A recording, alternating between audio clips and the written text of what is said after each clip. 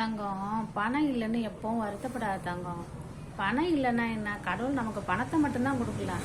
ஆனால் உடம்பு நமக்கு ஆரோக்கியமாக இருக்குது. நம்ம நல்ல வெயிலில் கடினமாக உழைக்கிறோம், நம்ம நல்லா சாப்பிட்றோம், நம்ம நல்லா தூங்குறோம். நமக்கு உடம்புல எந்த வியாதியும் கிடையாது. ஆனால் பணம் இருக்கிறவங்களுக்கு கேளுங்களா, கடவுள் பணத்தை மட்டும்தான் கொடுக்குறான். பணத்தை கொடுத்து அவங்க கூடவே வியாதியை சேர்த்து அனுப்பிடுறான். வியாதி வந்தால் வேதனை தானாக வருது. அவங்களுக்கு உணவே மருந்தாக இருக்குது. அப்போ அவங்க நம்மளை பார்த்து என்ன நினைக்கிறாங்கன்னா, கடவுள் நமக்கு காசு பணத்தை கொடுத்து என்ன பயன், நமக்கு உடம்பு ஆரோக்கியமாக இல்லையே, நம்ம நல்லா நமக்கு பிடிச்ச உணவை நம்மளால சாப்பிட முடியலையே, நம்ம காசு பணமே இல்லைனாலும் நம்ம உடம்பு ஆரோக்கியம்னா அவங்க நம்மளை பார்த்து வருத்தப்படுறாங்க.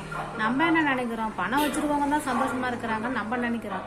நம்ம என்ன ஒன்று தெரிஞ்சுக்கணும்னா, காசு பணமே இல்லாட்டி போனாலும் நம்ம உடம்பு ஆரோக்கியமாக இருக்கு, அது ஒன்று போதும். நமக்கு பணமே தேவையில்லை, நம்ம உடம்பு ஆரோக்கியமாக இருந்தால் அது ஒன்று போதும்.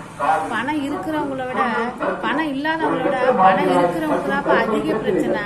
அவங்களுக்குள்ள பிரச்சனையா அவங்களுக்கு கேட்டால் தான் தெரியும். என்னைக்குமே பணம் இல்லைன்னு வருத்தவே படக்கூடாது, இல்லைன்னு வருத்தவே படக்கூடாது. நமக்கு உடம்பு ஆரோக்கியமாக இருக்கு, அது ஒன்று போதும் பாருங்க.